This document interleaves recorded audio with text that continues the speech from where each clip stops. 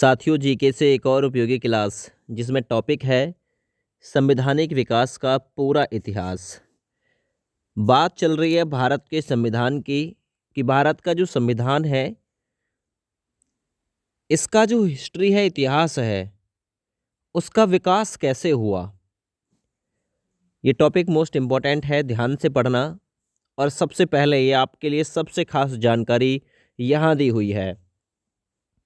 भारतीय संविधान का निर्माण करने वाली संविधान सभा का गठन कैबिनेट मिशन योजना द्वारा वर्ष 1946 में किया गया था।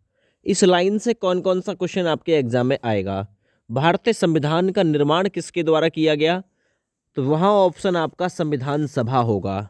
याद रखना, आपसे पूछेगा संविधान सभा का जो गठन है वो किस मिशन के द्वारा किया गया था? तो ये किया गया था कैबिनेट मिशन के द्वारा। कब किया गया था? वर्ष 1946 में किया गया था। कोई सा भी क्वेश्चन आ सकता है। तथा संविधान सभा ने इसे 26 नवंबर 1949 को अंगीकार किया था, या फिर आप कह सकते हैं संविधान सभा ने भारत के संविधान को 26 नवंबर 1949 को पारित कर दिया था, या फिर अंगीकार कर दिया था, एक ही बात है। लेकिन लागू नहीं हुआ था। लागू हुआ था भारत का संविधान 26 जनवरी 1950 को। इसलिए 26 जनवरी को प्रत्येक वर्ष गणतंत्र दिवस के रूप में हम लोग मनाते हैं। गणतंत्र का मतलब होता है जहां वंशानुगत शासन का ना हो, या वंशानुगत शासन जिस देश में प्रचलित ना हो, गणतंत्र का अर्थ यही होता है।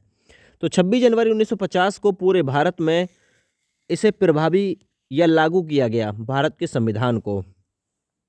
जब भारत का संविधान लागू किया गया था उस वक्त इसमें 22 भाग थे। आपसे पूछेगा भारत का संविधान जब लागू किया गया इसमें कितने भाग थे? 22 भाग। अनुच्छेद कितने थे? 395। आज भी मूल रूप से 395 ही अनुच्छेद हैं। जो 465 अनुच्छेद हुए हैं ये A, B, C, D, कै, ख, ग इत्यादि जुड़कर हुए हैं, याद रखना। तो 395 अनुच्छेद और इसमें 8 अनुसूचियां थीं। लेकिन वर्तमान में 25 भाग हैं, याद रखना, ठीक है ना। 465 से ज़्यादा अनुच्छेद हो चुके हैं और भारत के संविधान में वर्तमान में 12 अनुसूचियां हैं। लेकिन पहले कितनी थी? 8 अनुसूची थी, याद रखना। अब इससे आगे जानते हैं, जरा भारत के संविधान की पृष्ठभूमि पर नज़र डालते हैं। ध्यान से देखना। बात है वर्ष 1928 की। हुआ क्या? सर्वदलीय सम्मेलन ने भारत का संविधान तैयार करने के लिए लखनऊ में एक समिति बुलाई जिसे नेहरू रिपोर्ट के नाम से जाना गया, ठीक है ना। ये समिति कहाँ पे बुलाई गई थी? लखनऊ में। सर्वदलीय सम्मेलन ने, किसने बुलाई थी? सर्वदलीय सम्मेलन ने बुलाई थी। ये क्यों बुलाई गई थी? भारत का संविधान तैयार करना था। कब बुलाई गई थी? वर्ष 1928 में ये बुलाई गई थी। इसे किस नाम से जाना गया? नेहरू रिपोर्ट के नाम से जाना गया। कोई सा भी क्वेश्चन आ सकता है, याद रखना, ठीक है ना। चलिए आगे बढ़ते हैं। 1857 से, देखिए 1857 की क्रांति 10 मई 1857 को मेरठ से शुरू हुई थी। जगह जगह भारत के हिस्सों में ये चिंगारी जो है वो फैली थी। देखिए, जब भारत का जो संविधान लागू हुआ इसके बाद तक भी भारत छोटी छोटी कमिश्नरी में डिवाइड था। कमिश्नरियाँ थी भारत में, प्रांत थे, लगभग 565 के आसपास कमिश्नरी थी। वहीं से आप लोग थोड़ा सा ध्यान दीजिएगा इस क्वेश्चन पे। 1857 से 1947 तक भारत का अधिकांश हिस्सा सीधे ब्रिटिश शासन के अधीन था।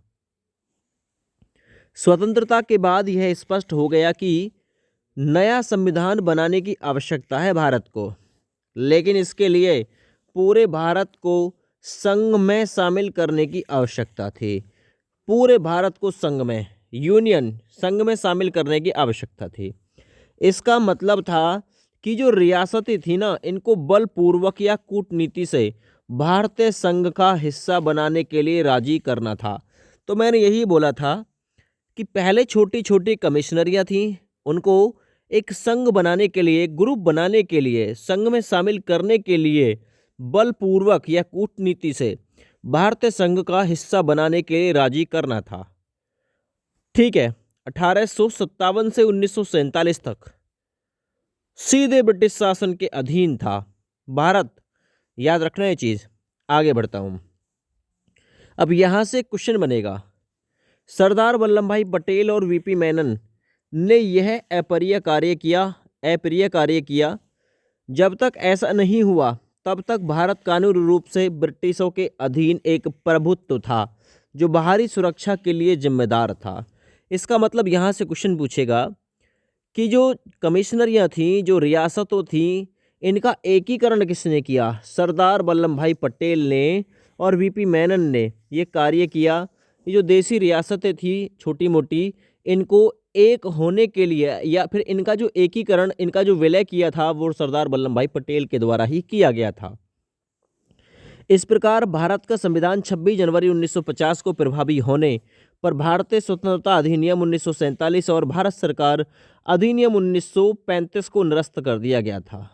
याद रखना, ये जब 26 जनवरी 1950 को प्रभावी हुआ भारत का संविधान, तब कौन कौन से अधिनियम निरस्त कर दिए गए थे? तो भारत स्वतंत्रता अधिनियम 1947 और भारत सरकार अधिनियम 1935 को निरस्त यानी कि समाप्त कर दिया गया था। ये याद रखना, यहाँ से क्वेश्चन उठ सकता है। आगे, भारत ब्रिटिश क्राउन का प्रभुत्व नहीं रहा और संविधान के साथ एक संप्रभु लोकतांत्रिक गणराज्य बन गया। आपसे पूछेगा भारत कैसा भारत कैसा है? तो हम कह सकते हैं संप्रभु लोकतांत्रिक गणराज्य है। याद रखना। आपसे यहाँ से क्वेश्चन बनेंगे, भारतीय संविधान की पृष्ठभूमि में जो विभिन्न परतें रहीं वो कौन कौन सी रहीं? सबसे पहले बारी आएगी रेगुलेटिंग एक्ट 1773, फिर उसके बाद में पढ़ेंगे पिट्स इंडिया एक्ट 1784, फिर 1813 का चार्टर एक्ट अधिनियम पढ़ेंगे, फिर पढ़ेंगे 1833 का चार्टर अधिनियम, फिर 1853 का चार्टर अधिनियम, फिर आगे पढ़ेंगे 1858 का भारत सरकार अधिनियम, उसके बाद में भारत परिषदीय अधिनियम 1861, ठीक ना, फिर भारत परिषद अधिनियम 1892, फिर मार्लेमेंटे सुधार 1909, उसके बाद में मॉन्टेग्यू चेम्सफोर्ड सुधार 1919, फिर भारत सरकार अधिनियम 1935 और भारत स्वतंत्रता अधिनियम 1947। इनमें से भी हम लोग मोस्ट इम्पोर्टेंट जो है, जहां से एग्जामिनर क्वेश्चन बनाता है, उन्हीं को कवर करेंगे। जिनसे क्वेश्चन नहीं बनाए जाते उनको हम छोड़ देंगे। देखिए, ये अधिनियम किसी न किसी रूप में भारतीय संविधान के विकास में सहायक थे, है ना, क्योंकि हमारा टॉपिक ही भारत के संविधान का विकास है आज का। तो ये जो अधिनियम मैं यहाँ पे बात कर रहा हूँ, ये हमारे भारत के संविधान के विकास में सहायक थे। सबसे पहले डालिए भारत संविधान का इतिहास, और इसमें सबसे पहला नंबर आएगा रेगुलेटिंग एक्ट 1773। आपसे पूछेगा रेगुलेटिंग एक्ट कब पारित किया गया? 1773 में। पहली बार इस एक्ट के तहत, एक्ट का मतलब होता है कानून, पहली बार ब्रिटिश संसद ने ईस्ट इंडिया कंपनी के मामलों को विनियमित करने का सहारा लिया। तो आपसे पूछेगा किस एक्ट के तहत पहली बार ब्रिटिश संसद ने ईस्ट इंडिया कंपनी के मामले को विनियमित करने का सहारा लिया? तो वो एक्ट था 1773 का रेगुलेटिंग एक्ट। इसी एक्ट के तहत बंगाल के गवर्नर को बंगाल का गवर्नर जनरल बनाया गया। आपसे पूछेगा किस एक्ट के तहत बंगाल के गवर्नर को बंगाल का गवर्नर जनरल बनाया गया? Regulating act 1773। और ये क्वेश्चन मोस्ट इंपॉर्टेंट है, कई बार आ चुका है। और थे कौन? वारेन हेस्टिंग्स बनाए गए थे। ये वारेन हेस्टिंग्स, ठीक है ना, बंगाल के पहले गवर्नर जनरल बनाए गए थे, ये याद रखना है यहाँ से। आगे, गवर्नर जनरल की एक कार्यकारी परिषद बनाई गई जिसमें 4 सदस्य थे। तो आपसे पूछेगा किस एक्ट के तहत गवर्नर जनरल की एक कार्यकारी परिषद बनाई गई जिसमें 4 सदस्य शामिल थे? तो रेगुलेटिंग एक्ट 1773। आगे, प्रशासन को केंद्रीकृत कर दिया गया इस एक्ट के तहत, तथा मद्रास और बंबई प्रेसिडेंसियों को बंगाल प्रेसिडेंसी के अधीन कर दिया गया। किस एक्ट के तहत प्रशासन को केंद्रीकृत किया गया? तथा मद्रास और बम्बई प्रेसिडेंसियों को बंगाल प्रेसिडेंसी के अधीन कर दिया गया। तो वहाँ आंसर जाएगा 1773 का रेगुलेटिंग एक्ट। इसी के तहत बंगाल प्रेसिडेंसी के अधीन किया गया था मद्रास और बम्बई प्रेसिडेंसी को, याद रखना। अगले क्वेश्चन को देखिए, किस एक्ट के तहत सर्वोच्च न्यायालय की स्थापना 1774 में कलकत्ता में शीर्ष न्यायालय के रूप में की गई थी? आंसर 1773 रेगुलेटिंग एक्ट के तहत सर्वोच्च न्यायालय की स्थापना की गई थी। कहाँ पे? कलकत्ता में। सबसे पहली बार 1774 में कलकत्ता में शीर्ष न्यायालय के रूप में, है ना, ये जो स्थापना है सर्वोच्च न्यायालय यानी सुप्रीम कोर्ट की स्थापना की गई थी। ठीक है ना, सुप्रीम कोर्ट की स्थापना की गई थी कलकत्ता में, इसी एक्ट के तहत, रेगुलेटिंग एक्ट 1773। आगे, किस एक्ट के तहत कंपनी के अधिकारियों को निजी व्यापार करने और भारतीयों से उपहार स्वीकार करने पर प्रतिबंध लगा दिया गया था? इम्पोर्टेंट है कि आप भारत के जो नागरिक हैं उनसे आप उपहार नहीं लेंगे, है ना। कंपनी के अधिकारियों को निजी व्यापार करने की अनुमति नहीं होगी। तो ये रेगुलेटिंग एक्ट 1773 था, जिसके थ्रू कंपनी के अधिकारियों को निजी व्यापार यानी पर्सनल आप ट्रेड नहीं कर सकते, व्यापार नहीं कर सकते, और भारतीयों से उपहार आप लोग गिफ्ट नहीं ले सकते। इस पर प्रतिबंध लगाया गया था इसी एक्ट के थ्रू। अगला नंबर डालिए, पिट्स इंडिया एक्ट 1784। इंपॉर्टेंट है, ठीक है ना। पिट्स इंडिया एक्ट 1784 ने भारतीय संविधान के इतिहास में क्या प्रभाव डाला, जरा ध्यान दो। देखिए, कंपनी के वाणिज्यिक और राजनीतिक कार्य अलग अलग हैं। किस एक्ट में ये कहा गया कि जो कंपनी के वाणिज्यिक और राजनीतिक कार्य हैं ये अलग अलग हैं? पिट्स इंडिया एक्ट 1784, याद रखना। निदेशक मंडल वाणिज्यिक गतिविधियों का प्रबंधन करता है, जबकि नियंत्रण बोर्ड राजनीतिक मामलों का प्रबंधन करता है। ये इसी एक्ट में वर्णित किया गया था कि जो निदेशक मंडल होगा वो वाणिज्यिक गतिविधियों को कवर करेगा, जबकि नियंत्रण बोर्ड पॉलिटिकल मामले यानी कि राजनीतिक मामला का प्रबंधन जो है इसका कार्य करेगा। ये किस एक्ट में कहा गया था? ये पिट्स इंडिया एक्ट 1784 में कहा गया था। अगली लाइन, भारत में कंपनी के क्षेत्रों को भारत में ब्रिटिश अधिकार कहा जाता था। तो याद रखना, किस एक्ट के तहत, किस कानून के तहत भारत में कंपनी के क्षेत्रों को, ठीक है ना, भारत में कंपनी के क्षेत्रों को भारत में ब्रिटिश अधिकार कहा जाता था? पिट्स इंडिया एक्ट 1784, याद रखना। मद्रास और बंबई में भी गवर्नर काउंसिलिंग की स्थापना की गई, किस एक्ट के तहत? किस एक्ट के तहत मद्रास और बंबई में गवर्नर काउंसिल की स्थापना की गई? पिट्स इंडिया एक्ट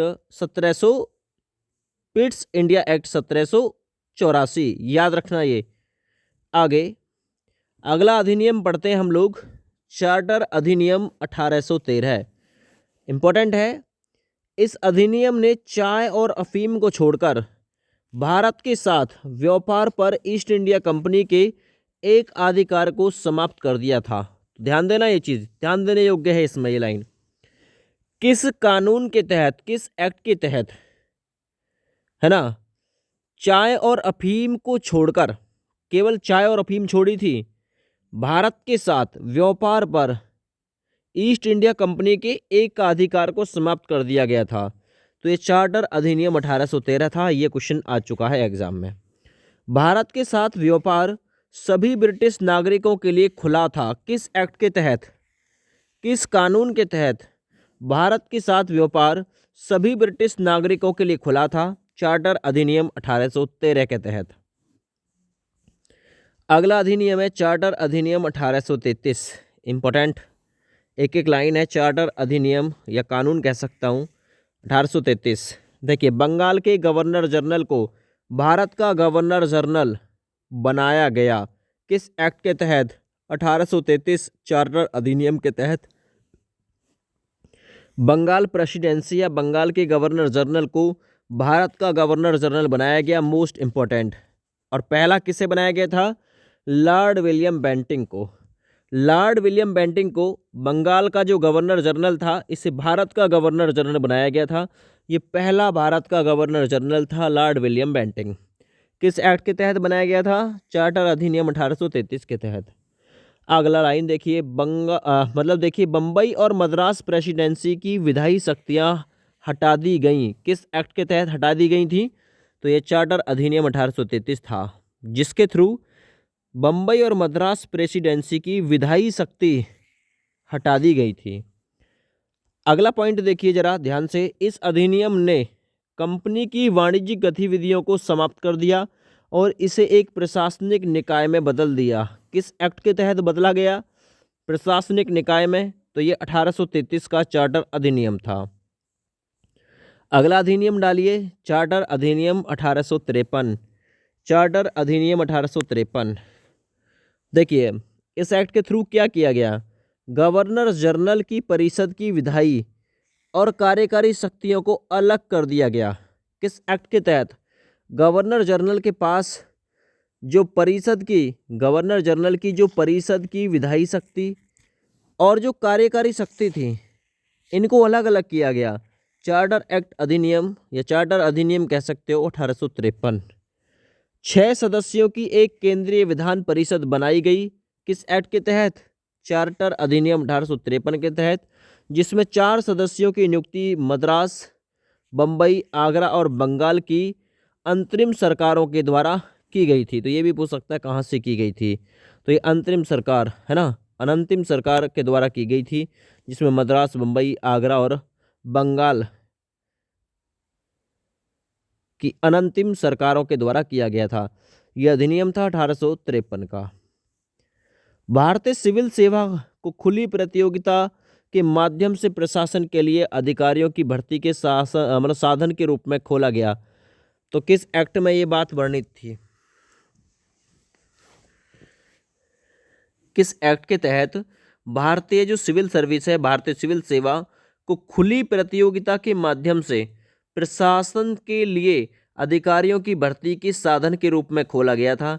तो ये एक्ट था 1853 का चार्टर अधिनियम। अगला देखिए, भारत सरकार अधिनियम 1858। इंपॉर्टेंट है, भारत सरकार अधिनियम 1858। देखिए, 1857 के विद्रोह के बाद कंपनी का शासन समाप्त हो गया। तो आपसे पूछेगा कि भाई कंपनी का जो शासन है वो कब समाप्त हुआ? 1857 के विद्रोह के बाद कंपनी का शासन समाप्त हो गया और भारत में ब्रिटिश संपत्ति सीधे ब्रिटिश क्राउन के अधीन आ गई थी। ठीक है, ताज का शासन जिसे कह सकते हैं। भारत के लिए सचिव का पद बनाया गया। किस एक्ट के तहत सचिव का पद बनाया गया? भारत सरकार अधिनियम 1858। उन्हें 15 सदस्यीय भारतीय परिषद द्वारा सहायता प्रदान की गई। तो सचिव का जो पद है वो बनाया गया किस एक्ट के तहत? भारत सरकार अधिनियम 1858। आगे मैं बात करता हूँ इसमें, भारतीय प्रशासन उसके अधीन था और वायसराय उसका प्रतिनिधित्व था। गवर्नर जनरल को भी वायसराय है ना नामित किया गया था। किस एक्ट के तहत गवर्नर जनरल को वायसराय बनाया गया? और जो सबसे पहले वायसराय बने थे उनका नाम था लॉर्ड कैनिंग, है ना। लॉर्ड कैनिंग सबसे पहला वायसराय था और ये 1858 का अधिनियम था, जिसके तहत गवर्नर जनरल को वायसराय बनाया गया था। आगे मैं बात करता हूँ, निदेशक मंडल और नियंत्रण बोर्ड को समाप्त कर दिया गया था। किस एक्ट के तहत? तो 1858 का चार्टर अधिनियम था, जिसके तहत निदेशक मंडल और नियंत्रक बोर्ड को समाप्त कर दिया गया था। अगला देखिए, भारतीय परिषद अधिनियम 1861। भारत परिषद अधिनियम 1861 में क्या था? वायसराय की परिषदों में भारतीयों को प्रतिनिधित्व दिया गया था। विधान परिषद में 3 भारतीय शामिल हुए थे। तो आपसे पूछेगा, जो वायसराय की परिषद थी इसमें भारतीयों को जो प्रतिनिधित्व दिया गया था वो किस एक्ट के तहत दिया गया था? भारत परिषद अधिनियम 1861 के तहत। इसमें कितने भारतीय शामिल थे? 3 भारतीय शामिल थे। वायसराय की कार्यकारी परिषद में गैर सरकारी सदस्यों के रूप में भी भारतीयों को प्रवेश का प्रावधान दिया गया था। आगे, पोर्टफोलियो प्रणाली को मान्यता दी गई थी। किस एक्ट के तहत पोर्टफोलियो प्रणाली को मान्यता दी गई? 1861 का चार्टर अधिनियम, ये कह सकते हैं। आगे विकेंद्रीकरण की शुरुआत मद्रास और बम्बई प्रेसिडेंसियों को उनकी विधायी शक्तियों बहाल करने के साथ दी गई थी या फिर हुई थी। ये कौन सा एक्ट था? 1861 का एक्ट था, जिसके थ्रू विकेंद्रीकरण की शुरुआत मद्रास और बम्बई प्रेसिडेंसियों को उनकी विधायी शक्तियां बहाल करने के साथ हुई थी। अगला देखिए, भारत संविधान का इतिहास के तहत भारतीय परिषद अधिनियम 1892, इसमें क्या था? अप्रत्यक्ष चुनाव, है ना, या नामांकन शुरू किए गए किस एक्ट के तहत? अप्रत्यक्ष चुनाव, है ना, अप्रत्यक्ष चुनाव या नामांकन शुरू किए गए किस एक्ट के तहत? 1892 का भारत परिषद अधिनियम था। विधान परिषदों का विस्तार किया गया किसके तहत? भारत परिषद अधिनियम 1892। विधान परिषदों को बजट पर चर्चा और कार्यपालिका से प्रश्न पूछने जैसे अधिक कार्य दिए गए थे 1892 के चार्टर एक्ट के तहत।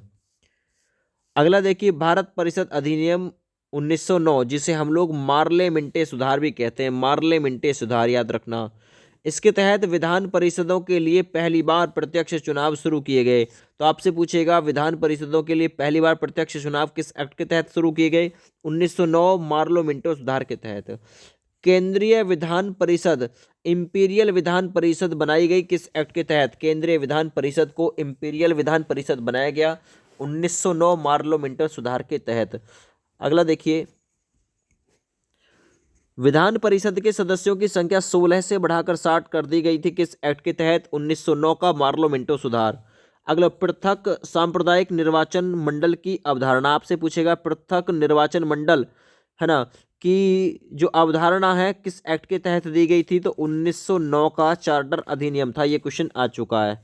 पृथक निर्वाचन प्रणाली जो है, पहली बार किसी भारतीय को वायसराय की कार्यकारी परिषद का सदस्य बनाया गया, जो बने थे सत्येंद्र प्रसाद सिन्हा।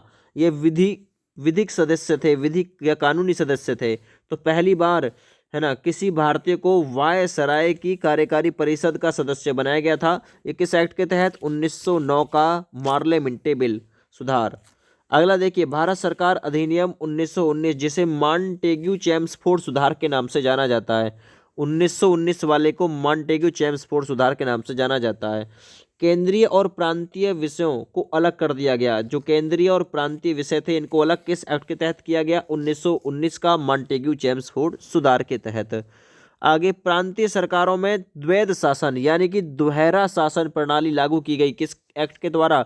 तो 1919 का मॉन्टेग्यू चेम्सफोर्ड सुधार था, जिसके तहत प्रांतों में दोहरे शासन की प्रणाली लागू की गई थी, जिसमें कार्यकारी पार्षदों को आरक्षित सूची का प्रभार दिया गया तथा मंत्रियों को हस्तांतरित सूची का जो प्रभार है वो दिया गया था। मंत्रियों को विधान परिषद के निर्वाचित सदस्यों में से नामित किया जाता था और वे विधायिका के प्रति उत्तरदायी होते थे। केंद्र में पहली बार द्विसदनीय विधायिका की शुरुआत किस एक्ट के तहत की गई थी? 1919 का मॉन्टेग्यू चेम्सफोर्ड सुधार। तो केंद्र में पहली बार द्विसदनीय विधायिका की शुरुआत की गई। विधान परिषद और विधानसभा, जो बाद में क्रमशः राज्यसभा और लोकसभा बन गए। इसके अनुसार वायसराय की कार्यकारी परिषद के 3 सदस्यों का भारतीय होना अनिवार्य किया गया था, मॉन्टेग्यू चेम्सफोर्ड सुधार 1919 के तहत। इस अधिनियम द्वारा पहली बार भारत में लोक सेवा आयोग की स्थापना का प्रावधान दिया गया। लोक सेवा आयोग यानी यूपीएससी की जो स्थापना है वो किस एक्ट के तहत की गई थी? तो आप कह सकते हैं 1919 का मॉन्टेग्यू चेम्सफोर्ड सुधार, है ना। इसमें ये प्रस्तावना जो स्थापना है इसका प्रावधान दिया गया था। इस अधिनियम ने मतदान के अधिकार को बढ़ा दिया और इसके साथ ही लगभग 10% आबादी को मतदान करने का अधिकार प्राप्त हो गया था, मॉन्टेग्यू चेम्सफोर्ड सुधार के तहत। अगला देखिए, भारत सरकार अधिनियम 1935। सबसे ज़्यादा भारत के संविधान पर इसी एक्ट का प्रभाव देखने को मिलेगा। इसे आप लोग लघु संविधान के नाम से भी कह सकते हैं, है ना, 1935 वाले को। एक अखिल भारतीय संघ का प्रस्ताव रखा गया इस एक्ट के तहत, जिसमें ब्रिटिश भारत और रियासतें शामिल होती। हालांकि यह कभी साकार नहीं हुआ, है ना। विषयों को केंद्र और प्रांतों के बीच विभाजित किया गया था।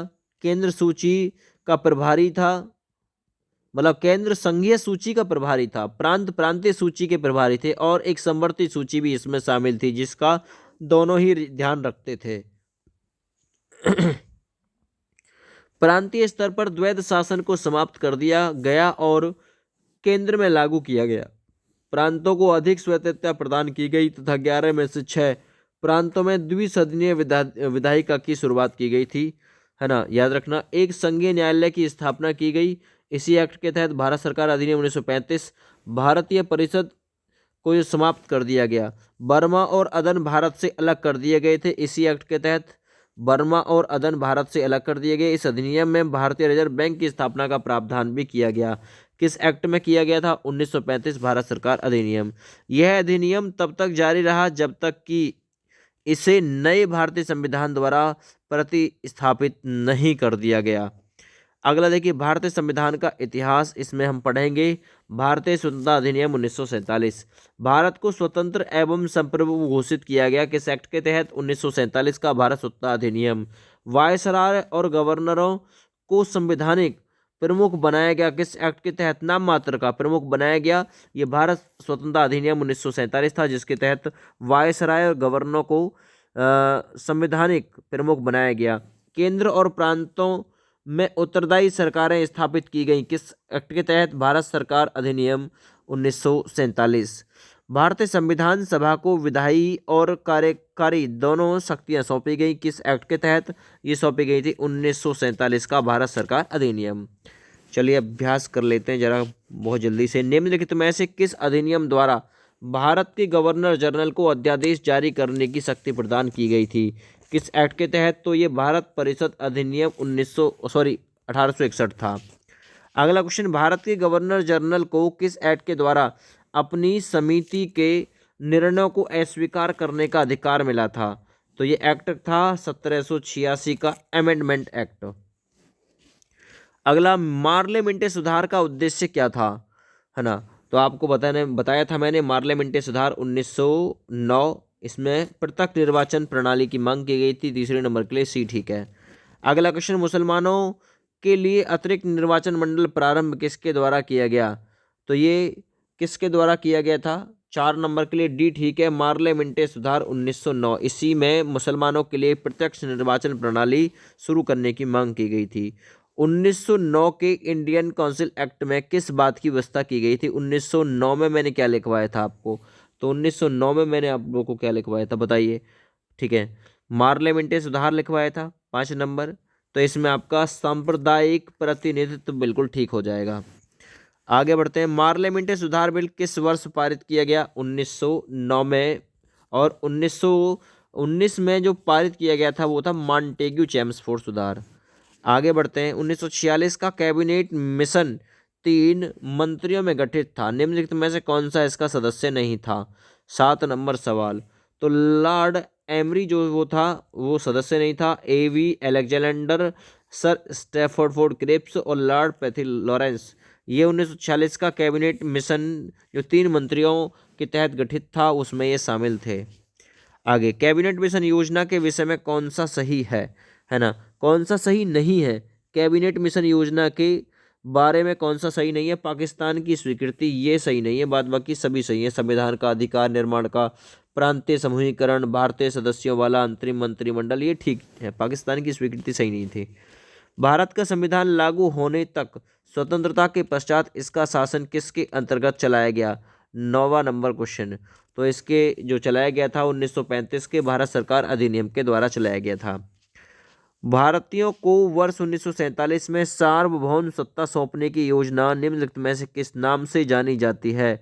सवाल नंबर 10, ये जानी जाती है लॉर्ड माउंटबेटन योजना, यानी कि ऑप्शन बी। अगला सवाल, निम्नलिखित में से कौन सा सुमेलित नहीं है? कौन सा सुमेलित नहीं है? 11वां नंबर सवाल है, बताइए जरा। साइमन कमीशन भारत विभाजन, नहीं जी, साइमन कमीशन भारत विभाजन से संबंधित नहीं है, ये ही इसमें सही नहीं है। कैबिनेट मिशन जो है वो संविधान सभा का निर्माण, ठीक है। भारत सरकार अधिनियम 1935 व शासन से संबंधित। मार्लियामेंटे सुधार सांप्रदायिक प्रतिनिधित्व, इससे संबंधित, बिल्कुल ठीक है। साइमन कमीशन ऑप्शन इसका सी ठीक है। आगे मैं बढ़ता हूँ। B.R. अम्बेडकर और महात्मा गांधी के मध्य सन 1932 में हस्ताक्षरित पूना समझौते में क्या प्रावधान किया गया था? तो यह प्रावधान था निम्न वर्ग के लिए आरक्षण सहित संयुक्त निर्वाचन क्षेत्र का। आगे बढ़ते हैं। रेगुलेटिंग एक्ट किस वर्ष पारित किया गया? तो रेगुलेटिंग एक्ट 1773 में पारित किया गया था। अगला सवाल, महारानी विक्टोरिया को भारत की सामग्री कब नियुक्त किया गया? 1858 में महारानी विक्टोरिया को भारत की सामग्री नियुक्त किया गया। तो 14 नंबर के लिए बी ठीक है। मॉन्टेग्यू चेम्सफोर्ड सुधार में क्या प्रावधान या क्या सार शामिल था? सवाल नंबर 15। तो उसमें जो शामिल था वो था प्रांतों में दोहरा शासन शामिल था मॉन्टेग्यू चेम्सफोर्ड में। अखिल भारतीय महासंघ स्थापित करने का प्रावधान किस एक्ट में शामिल किया गया था? सवाल नंबर 16 है। तो इसके लिए मैंने बताया था भारत सरकार अधिनियम 1935, ऑप्शन डी ठीक है। सवाल नंबर 17 देखिए, निम्नलिखित में से किस अधिनियम के तहत द्वैध शासन प्रणाली, अभी बताया था द्वैध शासन प्रणाली किस में शामिल थी? तो ये शामिल थी द्वैध शासन प्रणाली। सवाल नंबर 17, द्वैध शासन प्रणाली 1935। आगे, किस अधिनियम की प्रमुख विशेषता प्रांतीय स्वतंत्रता थी? है ना, 18 नंबर। तो ये प्रांतीय स्वतंत्रता, स्वशासन जिसे बोलते हैं, 1935 वाला ठीक है। संघीय प्रणाली का पहला प्रयास भारत सरकार के द्वारा किस अधिनियम के तहत किया गया था? संघीय वाला, तो ये 1935 के तहत किया गया था, याद रखना। सवाल नंबर 20, भारत में सचिव का पद किसके द्वारा निर्मित किया गया था? कौन सा एक्ट था जिसके तहत किया गया था? भारत सरकार अधिनियम 1858 के तहत सचिव के पद को निर्मित किया गया था। तो 20 सवाल थे। इस वीडियो को शेयर कर देना। जय हिंद, बाय बाय।